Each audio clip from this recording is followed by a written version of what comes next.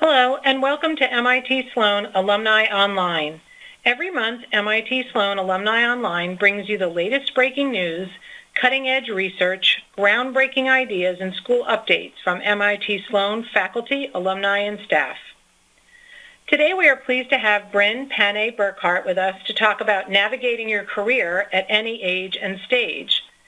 Bryn is the Senior Associate Director of Alumni Career Services here at MIT Sloan. Bryn provides Sloan alumni with career guidance and coaching, including job search strategy, LinkedIn, networking, and salary negotiation. Bryn came to Sloan in 2006 and has been our dedicated alumni career coach since 2012. Bryn finds reward in helping a diverse range of professionals at varying stages of their career to clarify their strengths and goals, cultivate their professional brand, and position themselves to manage their careers successfully. Bryn holds a BA in journalism from the University of North Carolina at Chapel Hill and an EDM in higher education from Harvard University's Graduate School of Education.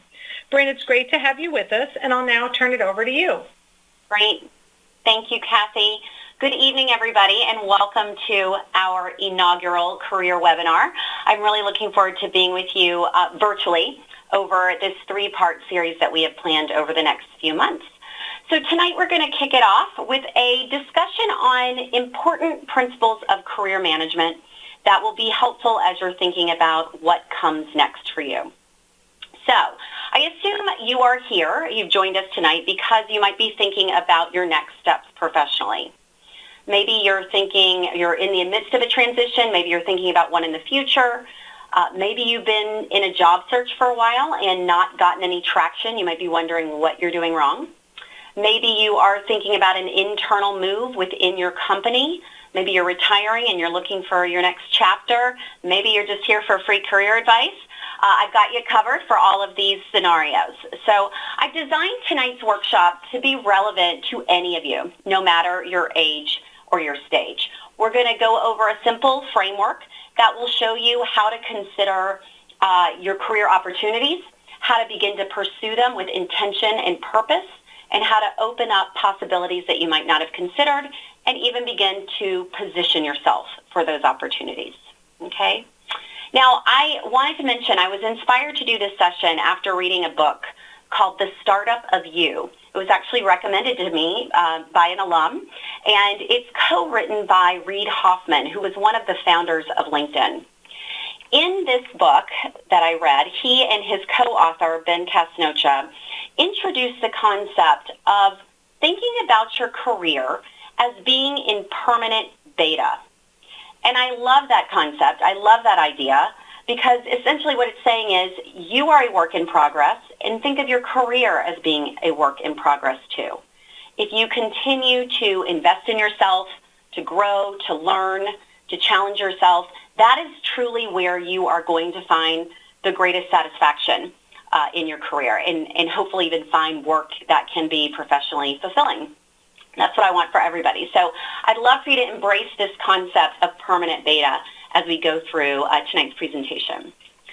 So I want to frame our discussion tonight with a quick excerpt from a literary classic. Some of you may recognize Alice in Wonderland by Lewis Carroll.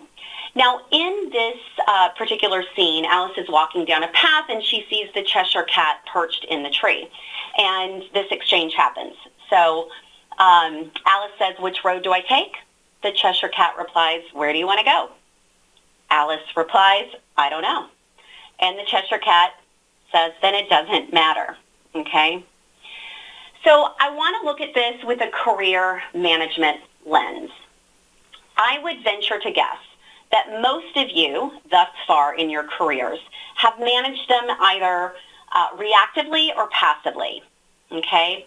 Meaning that you have not been planning ahead or plotting your direction, much like Alice. So passively means that you've probably stayed in your current role if you're anywhere from mildly satisfied to happy, or you've just taken whatever opportunities have come along. And let's face it, I'm sure the MIT brand has probably served you well and has been a nice signal for you that's made it easy for you to progress through your career relatively easily. Now, reactively means that you've made a change only when you've been motivated to do so, or when you've been forced to do so. So perhaps you've been fired, your company has downsized, maybe you've had some life circumstances that have caused you to have to change, maybe you move. So this is more reactive. In those cases, what we tend to do is sometimes panic, right? But what I've seen most alums do before they come see me is update their resume, update their LinkedIn, start looking online, checking out job boards, submitting applications online for as many that they can, many opportunities as they can, maybe reaching out to their network and asking for help. But it's more of a reactive mode than a thoughtful mode. So that scenario does not serve you well throughout your career. Tonight I want to talk about true career management. So true career management is intentionally owning your career. It's about being self-aware and thoughtful about where you want to go next. It's about being purposeful in your decision-making and in your actions. And it is about, unlike Alice, plotting your direction and giving yourself a road to go down.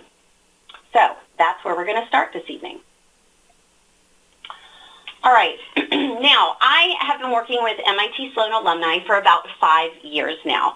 And I'd say about half the time when I sit with people, it's because they are stuck professionally. They are in transition, and they are trying to figure out how to think about what's next. So we're going to walk through tonight how I might typically work with an alum. Every person is different, but generally speaking, when I'm working with someone who has the time and the headspace to think about this is where I will have them start, all right? So I'm going to start, or what I typically do is I'll say, we're going to start by making 2 lists, okay? Now, I'm going to introduce this framework quickly, and then I'm going to go back and flesh it out a little bit more. So just hang with me for a second, and I'm going to tee up this framework. Now, the first is a list of your strengths and skills, all right? This is your core competencies. This is what you do well. Now, I'm going to give you strategies for how to create this list in a minute, but basically you'll want to be thinking about, where have my wins been? What are the results I've produced? How have I added value?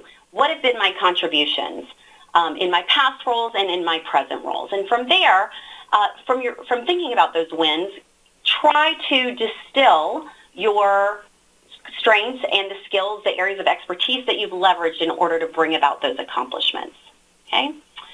I also say, these can be hard skills, business development, strategy, product management. They can be softer skills as well.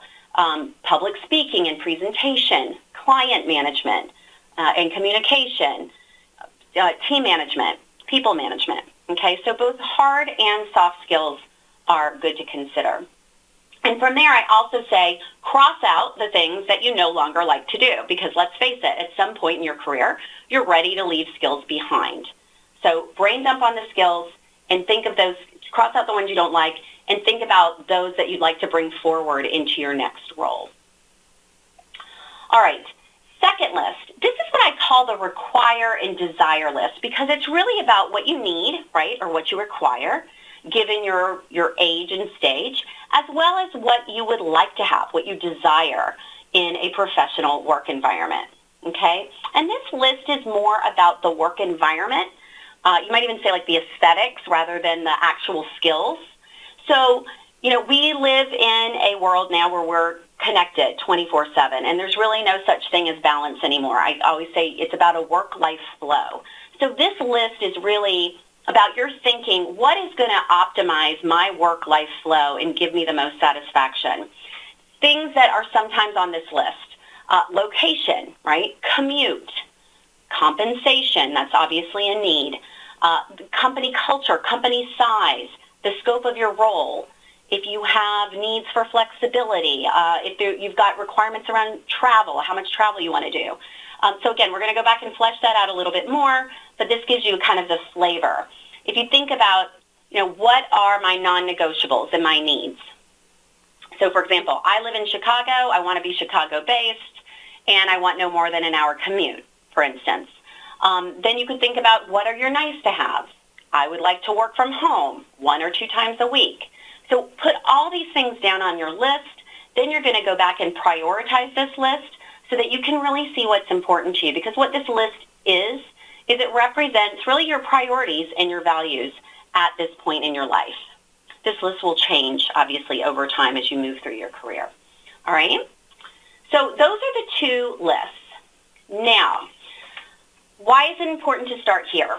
Because when you are navigating your career, ultimately, you are going to find that you will be happiest when you are leveraging your natural or trained skill set and doing work that you enjoy, and when that work and that opportunity aligns or intersects with some of your priorities and meets some of your values, essentially. So when you get some intersection between those 2 circles, okay? These lists get you anchored, and I also find they build confidence, which is so important when you are in a career transition. When you start to identify past wins, present wins, you'll see that patterns begin to emerge. And when you take the time to really think about what your priorities are, what type of environment is best for you, then you're able to position yourself in more, you have more control over how you position yourself in the story that you're going to tell. So rather than being reactive, as we talked about earlier, and saying, who's going to hire me? I'm looking at all these job opportunities. How can I slot myself in there? You're coming from a place of strength internally. Okay? If you take away nothing from this talk this evening, what I want you to know is that successful job transitions take preparation and they take confidence. All right, now I'm going to go to the last part of my framework. This is the market, right? Now, this is the circle you cannot control, but it's going to be important when you get to job search strategy. You can't control the market. You can't control the opportunities in the market. You can't control the conditions or even the timing of when jobs are posted or opportunities open up. But if you have grounded yourself first in the 2 things that you can control, then you can approach your next step with purpose. You could look at this and say, okay, what are the opportunities in the market or markets, if you're considering multiple markets, in the markets I'm considering, where I can see a need for my skill set and where that skill set also intersects with some of my values and some of my priorities, where I can meet some of those. Rarely will you get all of those, but this is why you prioritize the list. So what I love about this is that it opens up possibilities for you. So things that you may not have considered before, industries or companies that might not have been on your radar screen if you hadn't looked at your skill set as being possibly transferable. So when you're going from a mindset of who's going to hire me to what do I have to bring to the table, you feel much more in control and you have a sense of purpose and confidence. Now, this intersection of the 3 circles is where you have the opportunity really to make the most impact, to find something satisfactory, and as I said earlier, hopefully fulfilling. That's what I'd like for everybody. But when you lay the groundwork, when you do this work, then you start to steer your career with intention. All right, so I'm going to go back to, as I said, I'm going to go back and flesh out this framework. Let's go expand upon these 2 lists a bit. So the first thing I want to say is I think it sounds so simple, but we're all so busy. We're so wired to do, go, that oftentimes there's not enough time to just be. And I think having the opportunity to just reflect and think about yourself and your career is a luxury that we don't take advantage of often enough, right? We're not, until we get into places where we're forced to do so. So in my workshops, I typically stop here and I give participants time to start brainstorming and begin to flesh out their strengths list. I'm not going to pause tonight for fear that I lose you. So I am going to give you some guidance on how I might have you go about creating your list of core competencies. And then I'm going to show you some examples of what other alumni have created and kindly allowed me to use tonight when I've given them this exercise as homework. So first, I mentioned this earlier, I would want you to look at your past roles. You might review your resume, or you might go year by year from when you graduated from college onward. And I want you to look at what you've been doing and ask yourself, what have I done that has added value? How have I contributed? So create this column of wins and accomplishments. And then do the same for your current role. And as I said earlier, this can be technical, harder skills, or they can be managerial or leadership skills. You'll then want to, from this list of accomplishments, cross out the things you don't want to do anymore, or actually to get from the wins, try and draw out what skill set you've been leveraging, what strengths you've been utilizing to bring about those wins and accomplishments. So you'll have a list of accomplishments, you'll have the skill set next to it. And I always say try and curate a list of about 5 to 8. That's no hard and fast number. If you get 10 or 15, more power to you. If you only get 3, okay. So, they should be good. They should be solid. But I would aim for about 5 to 8 core competencies.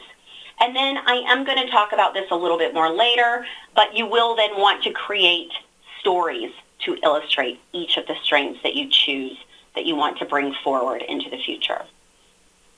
Now, to kind of get your juices flowing, I do have some questions sometimes that I'll pose to alums that I think might help with this reflective process. So questions that you could ask yourself as you're thinking about how do I come up with my strengths list? What are you known for? How have you been successful in the past? How are you adding value in your current role? What kinds of problems do I solve or have I solved? How have I demonstrated impact, or how do I demonstrate impact currently? And what are my greatest professional achievements?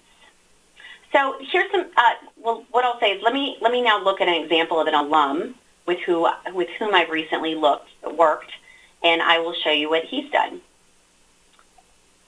All right. So this is an excerpt of a longer list created by someone. I've masked the company names for privacy, but this is, simple in a Word document how this particular alum chose to tackle this exercise. So as you see, if you look at the accomplishments, and then he has pulled out his strengths. So writing a grant proposal, writing a business plan that started a $70 million annual event, you start to see themes of communication, storytelling emerge. He's launched some different payment systems, monthly payments, flex pay system, and what he chose to tout there was kind of his cross-functional collaboration and how he's been able to do that successfully and work effectively across functions to launch products. He's also pointed out another theme that you see is innovation or product innovation in general. They're noted in some of those different accomplishments as well. So this is just one quick, and I thought it was a nice clean excerpt that I could use for you. Some are not as clean because they're handwritten or in complicated spreadsheets, but this is a nice way to demonstrate how you might approach this exercise. All right.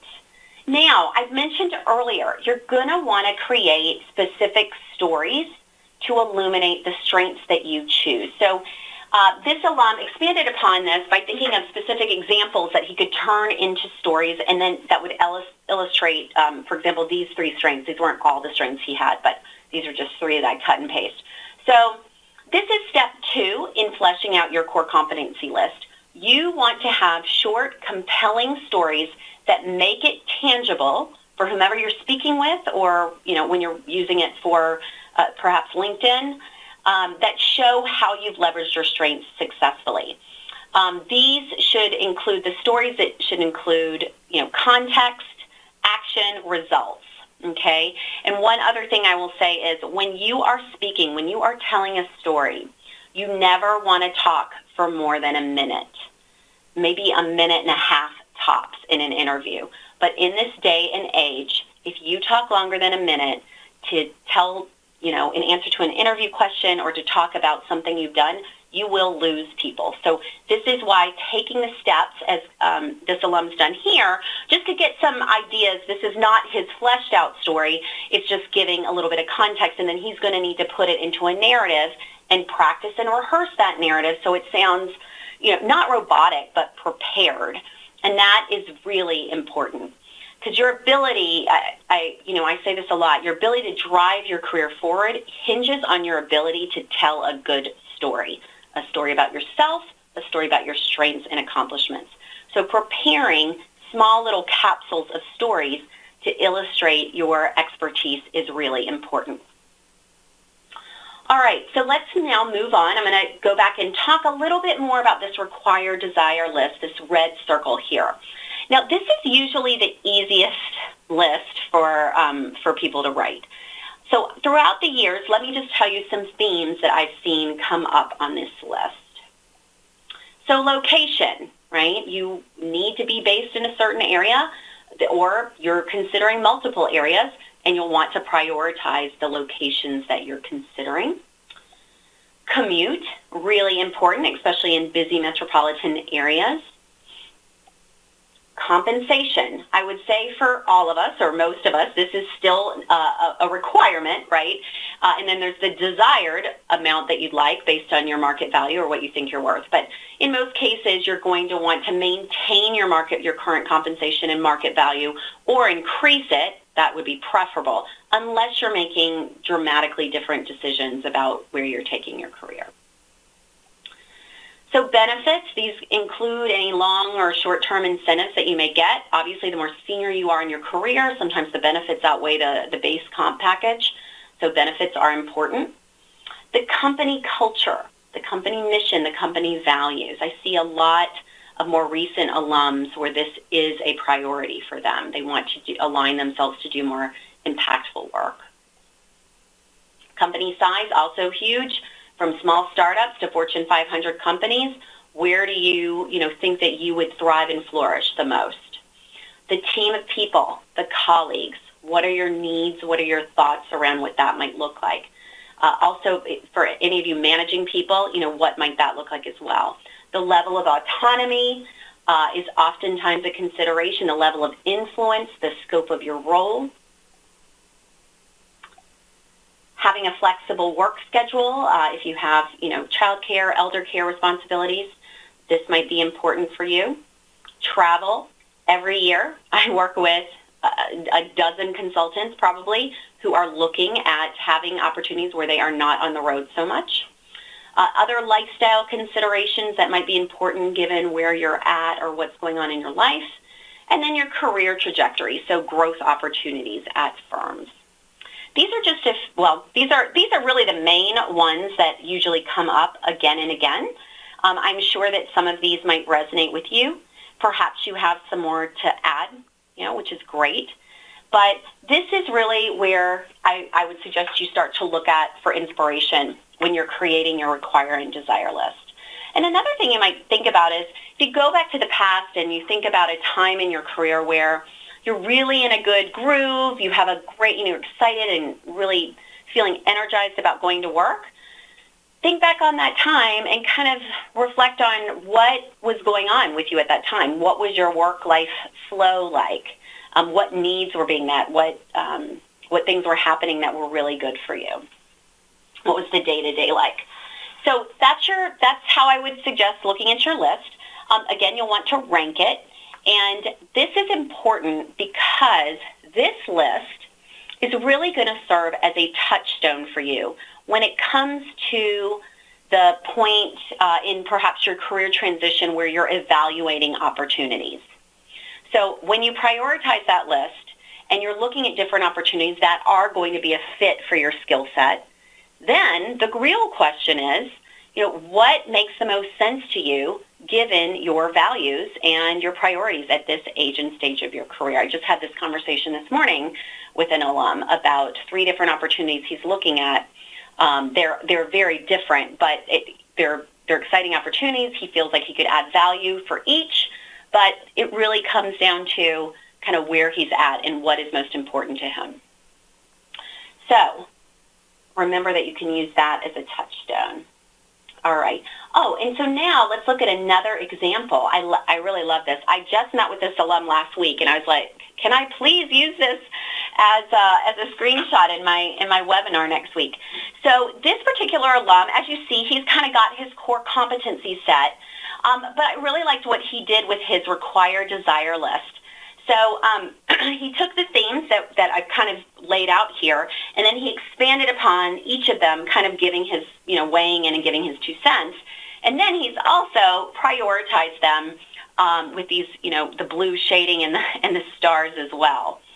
So as you see, for him, location, comp, commute, this is the priority, not surprising. Those are huge, that's where the stakes are, really. The autonomy and flexibility is important to him, even more so, though, than, than these secondary priorities, which are still important: culture, role, level of influence. The size and the industry and organization are not as important, but he's also noted some other things as well around travel, which is probably minimal at this point. But as you see, he's kind of saying, okay, maybe less than 50%. I might start a family in the near term. So this just shows. I don't think a lot of people would sit down and really ruminate or contemplate these individual categories. But it could be really helpful in getting yourself mentally prepared for a search. Before we move on from this slide, I also just want to point out, this is a Google Doc that he sent me, and I want to just have you note these tabs at the bottom. He's got, we're looking at the current tab, which is his competencies and his needs and preferences. But his other tabs here, contact tracker, activity tracker, and research, I love it. This is, he's ready to go. And this is, something that you could take and use as well for those of you who are really in the midst of a job search. Okay. So, moving on. We've been talking so far about steps that allow for intentional, purposeful career management. So just to recap them, you are going to ask yourself some questions, flesh out that list of core competencies, cross out the things you don't want to do anymore, and try and hone a list of about 5 to 8. You're then going to craft stories that illustrate these skills and make it tangible for whomever you're speaking with. You're also going to work on your required desire list using the themes I just gave you as inspiration. You're going to prioritize these lists, and that will help clarify for yourself what truly is more important for you, most important for you right now. All right. Once you have these lists completed, now comes the fun stuff. You can begin to position yourself for a career move or transition by crafting your career narrative. Now, let me just also say, it's really important to start with the list, and because I'm not stopping here and giving you this time, and I know people are busy and you've logged onto this webinar, and as soon as you log off, you're going to go back to your work or back to your life and things are going to get busy. I want to stop here and ask each of you to commit 30 minutes in the next 24 hours to working on these lists. So just pinky promise me that you're actually going to follow up and do this, because I know a lot of you might be thinking, this sounds great, when am I going to do it? If you don't carve out the time to do it, you're not going to do it. So in the next 24 hours, 30 minutes, get your laptop or a notepad, get a cup of tea or something stronger, and go find yourself a nice quiet place to think and reflect. All right, I'm going to get off my soapbox and move us forward, but let me go back to the career narrative. This is really, a career narrative is a fancy word for pitch or, elevator pitch, telling your story. But as you just told stories about your strengths, as I asked you to think about telling stories to illustrate your strengths, a career narrative is telling a story about you. So it's talking about yourself in a compelling way, in a concise way, because again, there's that minute and a half threshold I talked about. And it should be done in a way that conveys your expertise, that expresses your interests and your motivations, which is essentially the list that you've created. So this next slide is a handout that I will make sure is available to you along with the slide deck. Actually, it is on our Alumni Career Resources website, but for expediency, I'll ask Kathy to send those out with the slides, as I assume she's going to make the slide deck available to all of you. So let me just go over this career narrative handout. Now, product managers know that if the message is not clear about their product, they're going to have a hard time selling their product. The same thing goes for you. So if you can't articulate your value add, you're going to struggle. So positioning yourself effectively means being able to convey comfortably, both in person, in a conversation, an informational interview, at a networking event, but also on paper, online, so that's your resume and your LinkedIn profile, both your expertise, that's list 1, and your priorities and parameters, that's list 2. And you should really have a narrative no matter what you're doing in your career, if you're looking for work or if you're not. Going back to thinking about your career as being in permanent beta, this is a good principle of career management. You should really think about your narrative and refine it every year. So let's look a little bit at these questions. The components of a career narrative are essentially 1 through 4. So let's go over these. I'm just going to pause for a minute and just take a sip of water because I've been talking nonstop. All right. Question 1, who am I? So this could be your current job title. I could say I am a career coach at MIT Sloan that works with alumni in transition. Or it could be kind of your industry and your function. I'm a mission-focused COO in healthcare, or I'm an innovative product manager at Google. I'm a telecom exec at Viacom. So think of how you want to be known. It's kind of going back to that question, what am I known for? How would you define yourself professionally? Now, you could do it quickly, or this could kind of detail your career path and how you've gotten to where you are now. I do have notes to the side here, so I pulled some tags from different LinkedIn profiles of alums I've worked with. So one of my alums started his LinkedIn summary, which is essentially your career narrative online, by saying this: I'm a senior operations executive who, throughout my career, has implemented lean manufacturing practices to drive rapid change and improve business profitability. So now, obviously, you would not say that as a verbal career narrative. That sounds a little robotic or stilted. So you have to have a way to talk about yourself naturally in conversation, as well as how to present yourself online. Now, number 2 and number 3 are kind of linked. It's what do I do well? What are my leading strengths? But also, how have I added value? Now, this is an opportunity for you to integrate that first list that we talked about and give a short overview of your core competencies. Now, so you can give the broad results of your work so that your impact is clear. For example, I'll read again. Over the course of my career, I've utilized my expertise in the lean method to enhance supply chain, create efficiencies, and drive operational excellence at Boeing and Lockheed Martin. That is also pulled from a LinkedIn summary. Now, you'll note here I have a 3A. So as you look on the right side, and I'm hoping these slides are somewhat clear on your screen, you'll see that I've shown where you should be using this in terms of your job search, on your resume, on your LinkedIn. Now, on your LinkedIn, your LinkedIn summary, which is basically your online career narrative, I do recommend that you actually add a specific example so that it's tangible for the reader how you've made a positive impact and successfully leveraged your skill set. Just one example I pulled from another summary I looked at today. At Google, I led a high-performing team that successfully built Chrome OS and the first several generations of Chromebooks. Okay, so that's that specific example. And also, in your LinkedIn summary, not on your resume, but on your LinkedIn summary, I do think that it's important to pull from your required desire list and be, if you're doing a confidential job search, you would not do this. We'll talk more about LinkedIn in our next webinar in April. But I would suggest that if you're not doing confidential job search, that you be very specific about what you're doing. So, for example, I am looking for opportunities on the East Coast at innovative, high-growth consumer goods firms where I can utilize my background in brand management and marketing. So the more specific, and for those who are actively seeking, help others understand where you want to go, okay? So that's important.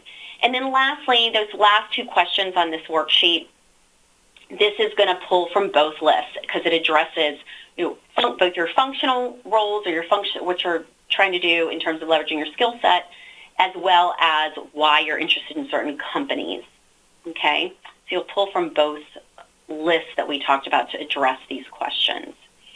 Now, I will say this. This is not easy to do. This is a process. This cannot be, you can't bang this out in one night. It's really something you have to start working on, craft it, test it, try it out. But please do not skip this process, because when you do, and I've seen it time and time again, people end up elongating the process or running into trouble because they just are not as on point as they could be about where they add value, what's important to them, what they want to do next, and why. So asking yourself those questions, knowing the answers to those questions, who am I, what do I do well, what do I want to do next, and why, so key, okay?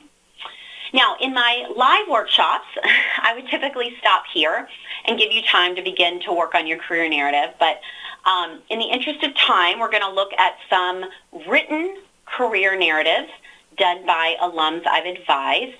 So we're going to look at 3 different LinkedIn summaries, and I guess in some ways, too, this is a teaser for my LinkedIn workshop, which will be in April.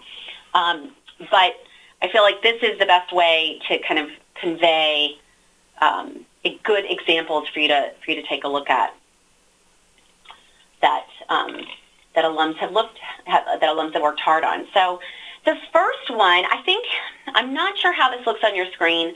I'm just going to read these. I hope that's not going to make your eyes roll in your head. But this is David Stagney. He's a 2003 alum, and I helped him almost 2 years ago move from Capital One to Pratt & Whitney. So he's now changed his LinkedIn summary a little bit because he's obviously not in an active job search mode anymore. But I think he has tackled those 3 questions I posed really well. Let me just kind of quickly read this. His is probably as long as I'd want it to be. But for 15 years, I've delivered substantial improvements in operational performance in both the financial services and aerospace industries. I'm an innovative, effective operations exec trained by MIT's Leaders for Global Operations program, who's demonstrated the ability to enter a new business, rapidly diagnose problems, and then implement sustainable solutions. I engage my teams by listening to their ideas, inspiring creative problem solving, then applying disciplined process management and time-tested lean practices. Here's just one example that illustrates my ability to dive into a new business and tackle challenging problems head-on. When my previous employer won a new contract that required production costs to be cut nearly in half, I designed and successfully built an entirely new manufacturing system for them. This achievement included optimizing the global supply chain, the construction of 2 new factories, installation of over $100 million in equipment, then hiring and training of almost 300 machinists and technicians. I lead by example, I'm a great listener, and I believe that creating a culture of honesty, integrity, and teamwork is not only the right thing to do, but it's essential to delivering sustainable business results. So I'll let that sink in. What I want to say here is you might have different opinions as to, is this strong? Is this right? Could I do this for myself? Again, we'll talk more about this next month when we look at LinkedIn. But essentially what I would say is this is very much how David talks, and it does reflect his character, his personality, and that is really what you want LinkedIn to do. It is a storytelling platform. Now we'll take a look at Rekha Ravindra. She's a 2006 MBA. Let me read hers. I've successfully helped high-growth B2B and mobile commerce companies build their marketing function from scratch with a focus on new product positioning and data-driven marketing. My work transforms technical product features into concrete sales strategy that results in direct revenue. At Radium One and Criteo, those are her prior companies, my teams built demand gen programs supporting 20 million plus revenue targets based on mobile and social consumer insight data, resulting in 4 times ROI. I also rebranded and repositioned the companies and products as consumer-powered marketing trademark and universal match trademark. As an engineer at heart, I'm at my best when I'm driving revenues for innovative technical products. I hold a BS in computer science and engineering from UCLA and an MBA from MIT Sloan School of Business. Okay, so this is short and sweet, with a focus on really what she's done well.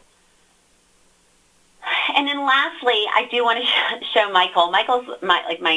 He was one of the first alums I worked with when I moved over to Alumni Career Advising, and he's such a good, humble guy, and he did not have a LinkedIn summary, and he created and wrote the summary himself. And I will say, and he would tell you too, because I checked in with all of these people last week to let them know I wanted to use their summary.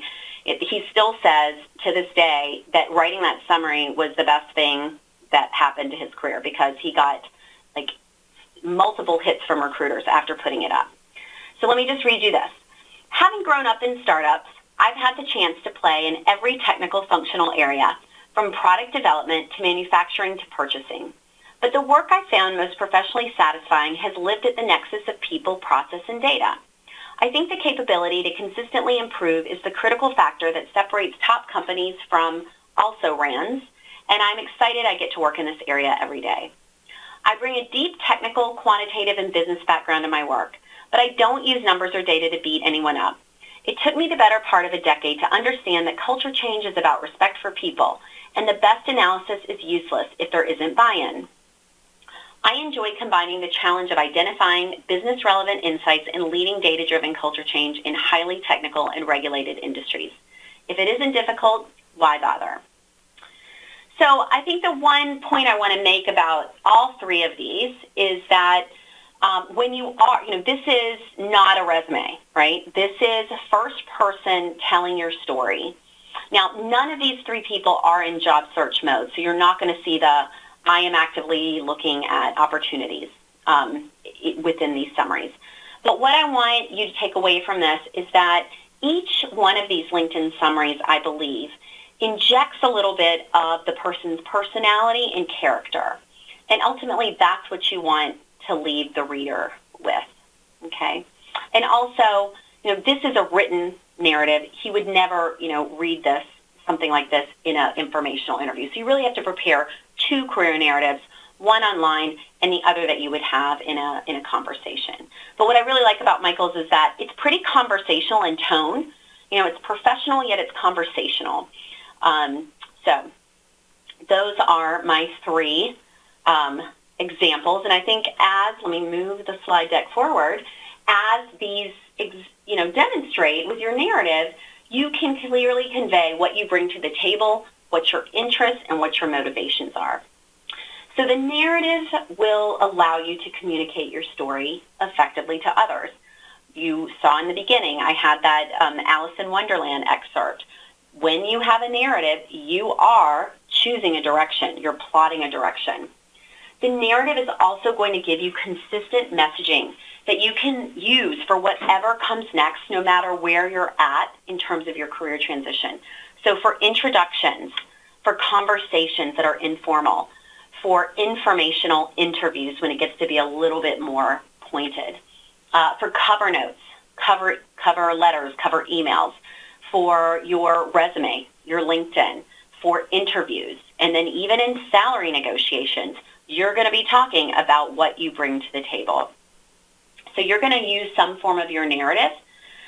You'll tweak it, obviously, of course, but you'll use that narrative throughout all those different conversations. And as I said before, it does take practice. It takes testing it out, getting feedback and revisions. You will often tweak it as you move through the process. So don't be afraid to kind of go ahead and put something out there, get reactions to it from trusted friends and colleagues, have conversations, and revise it as you start to, kind of move down that path of exploring new opportunities. And then lastly, I should say, I did say this, but I'll just drive it home. You've got to practice this stuff out loud It does not sound the same in your head as it does when you articulate it, and that also helps you get to that minute and a half time stop that I told you about. So your career narrative positions you from a place of confidence. It shows that you're prepared, and as I said earlier, those are really the two ingredients for successful job transitions that I've seen. So as we wrap it up, I'm just going to look at the time here. Oh my gosh, we're so close. I'm sorry I'm talking so long. Let me just show you this last slide quickly. It's just an overview of what we've talked about. You're going to start with self-reflection, super important, 30 minutes in the next 24 hours. That's going to help you flesh out those core competencies, that required desire list, which will then give you an idea of your values and your priorities. The career narrative, which we just talked about, you're going to talk about the verbal career narrative, that's your pitch, and your written career narrative. Then you can begin to position yourself. Once you've got your story down, you can refine your resume and LinkedIn to reflect your narrative and those lists that you've done. So you'll use the content from that self-reflection. And then lastly is what I call intelligent networking. And that's probably its own webinar. But really it is talking about, it is sharing your career narrative with your close contacts, being very specific, asking them for help, teeing up introductions and conversations with your second degree contacts, the people that your network knows. And then also looking at it from a company or perhaps an industry perspective and figuring out how you can have conversations with companies of interest.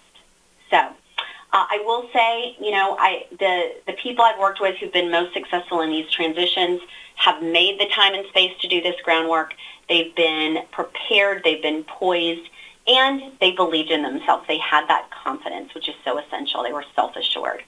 So I hope this evening, this webinar has inspired you to be more proactive in having a stake in your career, to be thoughtful as you approach a move from a place of strength, and to assess the possibilities that might exist for you and pursue those options with intention and with purpose. It's been a real pleasure, and I wish you the best, and I'll look forward to hopefully seeing you in a couple months at our next webinar.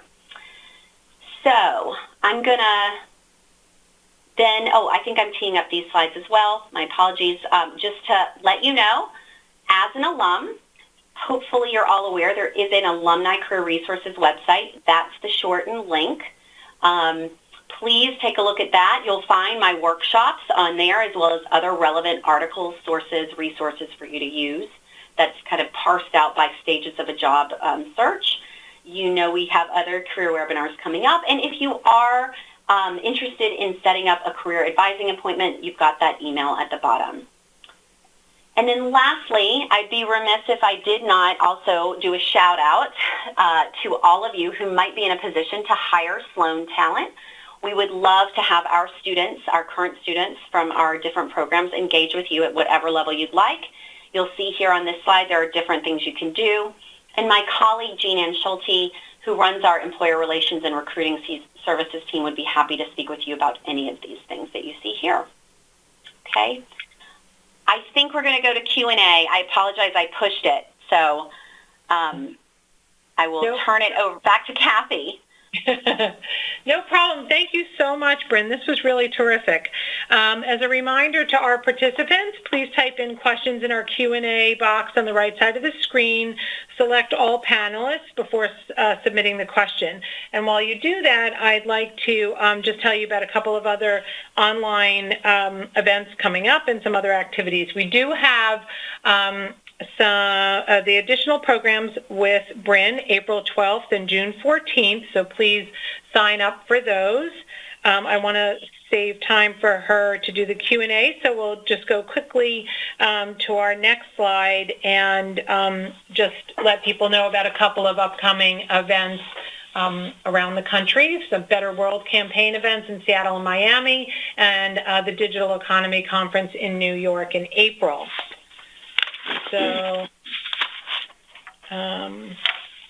As you know, Pi Day is also coming up, or I think most of you know, it's a big day, a big deal here at MIT. We're just about a month away. We have our 24-hour challenge with the goal of reaching 1,314 donors to unlock a generous gift to the MIT Sloan Annual Fund, which supports programs like this one. And you can find more information on events using the link on your screen and on our alumni website. So now let's move to questions. We do have some questions that were submitted during registration. And our first one comes from Sue Christie, MBA 1998 in Woodbury, New York. And Sue's asking, Bryn, what is the best way to address a career break, for example, following an employment gap for family purposes? Yeah. So, I mean, the first two things I would say to that are you want to be transparent and you don't want to be apologetic. You know, career breaks happen more often than not. I say specifically in your resume, what I would do is, what I've seen work nicely is right under your professional experience section, having, you know, either an asterisk or something that says, you know, career hiatus from 2008, 2013, volunteered in schools and, you know, or at organizations. So just having it and acknowledging it there in your resume. In your LinkedIn, I suggest that you include it as part of your summary, especially if you're just coming back and trying to ramp up now.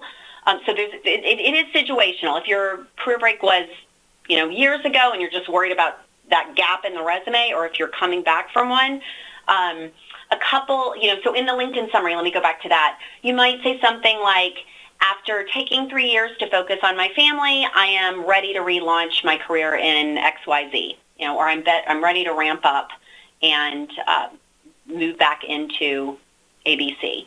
I will just give a couple resources because I think this is, like I said, this is happening a lot now. So we actually have companies that are coming up that are focused on this. iRelaunch is a fantastic resource. They have relaunching boot camps and programs, lots of great resources. There's another one I really like called Reach Hire, and the Hire is spelled H-I-R-E. That was founded by a Stanford alum. They're doing some really fantastic programming. There's another one called Opre. I don't know as much about them, but they are also looking, I think they're New York based, which it looks like you are as well. But bottom line, be prepared, be ready to answer the question.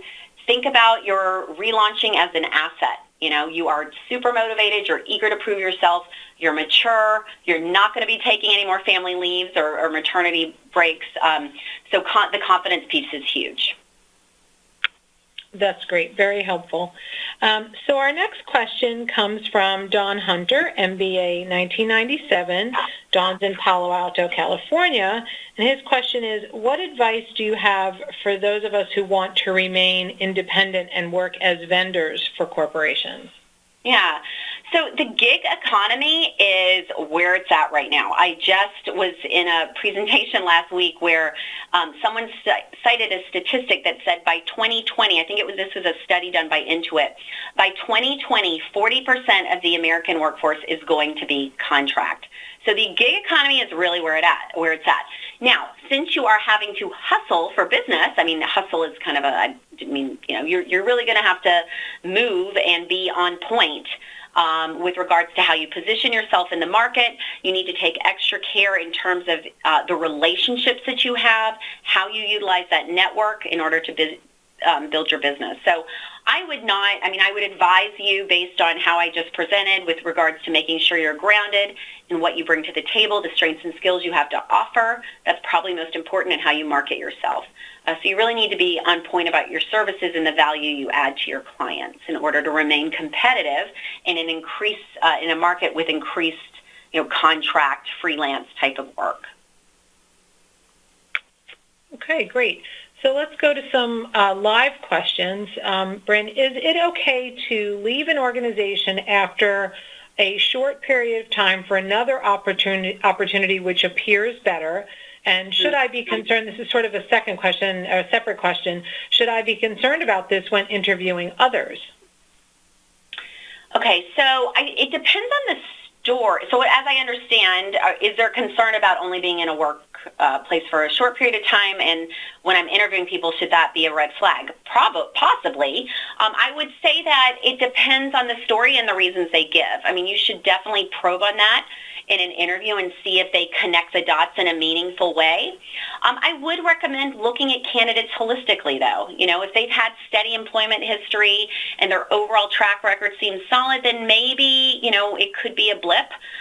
There are family things that come up. The economy could be a piece of it. Maybe there was not a cultural fit. So short time, 6 months or less, yes, that would probably be a flag. 1.5 years, though, I don't know. I used to, when I first started doing this work, I used to kind of chafe at people who would leave jobs after 2 years if I saw a pattern at that. To be honest, that is somewhat common now. So I think the important thing is, does that person have a good narrative to support the reasons why they're only staying somewhere for a short period of time? Okay. We have a question now from Robert Rubio, who asks, as I get ready to retire, what advice do you have to look for board positions? And I guess perhaps that's, leads to a more broad question about moving into retirement and things to do. Yeah. Okay, so one thing I will say, let me just tell you about a resource for people who are looking at kind of, that second chapter post-retirement, and that's encore.org, which is a really nice, it's created by, I think, Michael Friedman. I might have that wrong. You might look at that. But board work, I think you're going to want to approach in some ways as a networked type of move as well. So be really clear about what type of boards you might want to serve on and the relationships that you might leverage in order to get closer to those conversations. That's a really individual question. It's kind of customized based on your background, what type of boards, if these are big corporate boards or if they're smaller boards. But utilize your network, have conversations, be very clear about your intention, and pursue it with your narrative intact. Great. Bryn, you know what? I have one more question I want to ask you really quickly, and then we'll close out. Can you comment on later career transitioning, please? Sure. I think, what I tried to do this evening is talk to you about how you could think about transitioning no matter your age or stage. So I think no matter what, you're going to want to think about where you're going to add value and what you want to do next and why. Now, I think maybe hidden in your question, Kathy, was something around, should I be concerned about ageism or how to position myself? I do recommend keeping dates on your resume, being transparent, having conversations with companies, and pursuing roles that make sense for you. So later career transitioning, I do work with quite a few alums who are 20, 25 years out, and it really becomes about building that confidence, honing the targets, and being really intentional in pursuing conversations that make sense for them. And I hope that makes sense. I think, every alum is so different and unique. That's why I love working with the alums. But I would love to be able to flesh that out more given this person's, background. Sure. Well, that's great. Thank you so much, Bryn, for joining us. And I want to thank everyone, Sloan alumni and friends, for joining us as well. We invite everyone to keep the conversation going over social media using the hashtag SloanUChat. And we hope you'll join us for future events like this one, made possible in part by the Sloan Annual Fund. And as the event comes to a close, please take a moment to complete the brief survey that will automatically pop up on the screen. Thank you to everyone for joining MIT Sloan Alumni Online. And Bryn, we'll see you again in April. Yes, look forward to it. Thank you. Have a good evening, everybody.